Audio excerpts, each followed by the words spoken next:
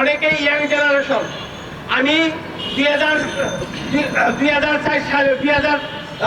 সালে আমি পেনশনে আসি, আর 88 সালে যোগদান করি। আমার চাকরির বয়স হলো 10 বছর। এইভাবে এইখানে যারা আমরা আছি প্রত্যেকটা লোক এই 10 বছর 12 বছর চাকরি করে তারপরে আমাদেরকে ডক্টর মোহাম্মদ ইউনূস তার স্বার্থ চরিতার্থ করার জন্য আমাদেরকে পেনশনের একটা মূলা ঝুলিয়ে আমাদেরকে বিদায় করছেন। আমরা চাই, আমরা যখন এই 2011 সাল থেকে আমরা আন্দোলন করে যাচ্ছি, আমরা এই ঢাকার রাজধানীতে আমরা বারবার আসছি। আপনারা হয়তো অবগত আছেন, সিনিয়র সাংবাদিক বৃন্দ যারা আছেন তারা হয়তো অবগত আছেন যে আমরা সেই 2011 সাল থেকে আমরা এই গ্রামীণ ব্যাংকের এই বিভিন্ন বিষয়ের কূটকৌশলীর বিরুদ্ধে আমরা আন্দোলন করে যাচ্ছি। আজকে তারই ধারাবাহিকতায় আমরা আসছি গত 18 মাস যিনি বাংলাদেশের রাষ্ট্রপ্রধান ছিলেন, তারই প্রতিষ্ঠান, সেই প্রতিষ্ঠান সৃষ্টি করেছিলেন। আমরা তার সৃষ্টির সেই অবহেলিত মানুষ আমরা আসছি আজকে 70 বছর বয়সে। আমরা রোগ শোকে ভুগতেছি। আমাদের কাছে অনেক তথ্য আসছে, আমাদের বাইরে বিস্তায় শুয়ে রয়েছে, কেউ কেউ আপনার এই হুইল চেয়ারে যাতায়াত করছে। আমাদের মানবতার জীবনযাপন আমরা যে করছি সমাজের সচেতন মানুষ কেউই জানে না। শুধু আপনাদের কাছে বলতেছি, আপনারা বিবেকবান সাংবাদিক সচেতন মানুষ, আপনারা আমাদের এই দুর্দশা আপনারা লোকালয় থেকে সংগ্রহ করেন। আমরা এই উপজেলায় কিভাবে আছি, জেলা শহরে কিভাবে আছি, আমরা মানবতার জীবনযাপন করছি।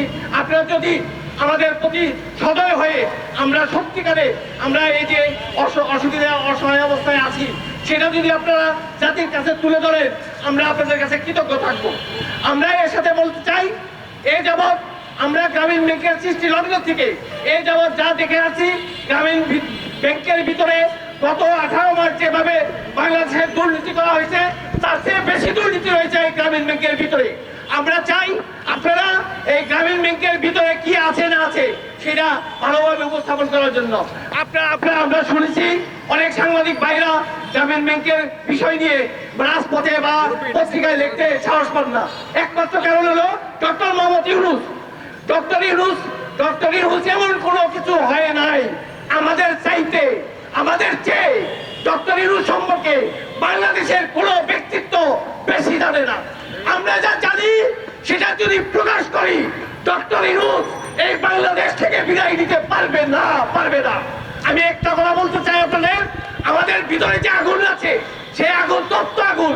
আমরা যখন আগুন বিচ্ছিন্ন করব, আগুন সৃষ্টি করব, সেই আগুনের তাপে ডক্টর মোহাম্মদ ইউনূস যত শক্তিশালী থাকুক, বিদেশি জান্তাদের কাছে তার কাছে যে মর্যাদা আছে আমাদের কাছে সেটা নাই। এখন সে গত 18 মাস যা করে গেছে আপনারা সবাই সচেতন, আপনারা জানেন সে চট্টগ্রাম ভোট দিয়ে কি খেলা খেলতেছে, সে সবকিছু আপনারা অবগত। আমি আপনাদের কাছে বিনীতভাবে অনুরোধ করবো, এই রোজা রমজানের দিন আমরা আসছি, বাংলাদেশের বিভিন্ন জেলা বিভিন্ন বিভাগ থেকে আসছি। আমরা চাই আপনারা আমাদের ভিতরের খবরটুকু জানেন। আমরা যারা গ্রামীণ ব্যাংকের থেকে বিদায় নিয়ে আসছি, আমরা কিভাবে মানবতার জীবনযাপন করছি সেটা আপনারা উপলব্ধি করেন, সেটা আপনারা জাতির বিবেকের কাছে তুলে ধরেন। এই আহ্বান জানিয়ে আপনাদের প্রতি সবাইকে আমি ধন্যবাদ জানিয়ে বক্তব্য শেষ করছি। আসসালামু আলাইকুম।